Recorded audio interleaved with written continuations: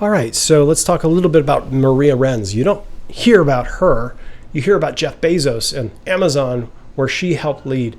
She was very emotionally honest with people. She was able to go into the teams and deliver the candid news that need to be said, but she was also great at setting up structures. So she would keep the structures within Amazon working harmoniously because she was able to do and create good order within the organization. She was also great at finding the awesomeness in other people. In every situation that she was involved with, she would elevate talent and encourage the talent of the people on every team around her. She wasn't ever known as the person that was going to be the person that was doing it by herself and could only do it her way. She acted consistently, and she elevated the harmony in her team by connecting with them emotionally and creating great sense of empathy between them. So in her tenure, she took Amazon from $107 billion to $233 billion in business. And she was, under her tenure, Amazon was able to create the first $1 trillion business valuation. Under her tenure, Amazon reached $1 trillion in valuation because she created great harmony within the organization, creating great experiential values that made a difference in the overall profitability of Amazon. Okay, so Dr. Morrison, he was a hard-nosed, great cardiologist with tons of skills. But every time that he got into a situation, he would take command and push his staff around. He wouldn't listen to the nurses. He wouldn't listen to his residents under his care.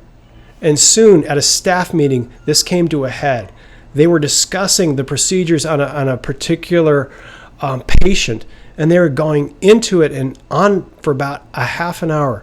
And then suddenly Dr. Morrison came in. He sat down and continued to listen for another 15 minutes, saying nothing, but showing disapproval with his eyes and his icy cold stare. And finally, at the end of 15 minutes more of discussion, he said, "Enough. We're going to go with the procedure that I had originally discussed, and that's it. I'm the only one who knows how to do anything around here." And he got up and left the meeting. That was like the final straw for his staff. They had it. The senior leadership of the hospital didn't have the courage to lay off their top performing surgeon. He was making millions for them. And his reputation was known far and wide. But his reputation within the hospital was causing all sorts of disharmony and destructive behavior on their internal culture that was leading to staff leading one after the other for other hospitals in the area. And so finally, Dr. Morrison was offered a job in an independent clinic across the town, which he soon took.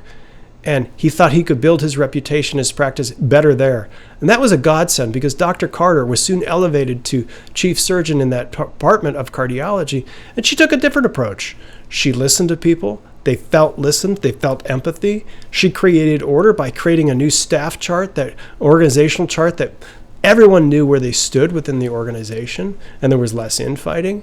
Her meetings were conducted with order, and she elevated the talent and the greatness of each individual within her organization. And soon things began to turn around, and that department began to thrive again and began to become more cohesive and started to not hemorrhage talent as it has and had in the past.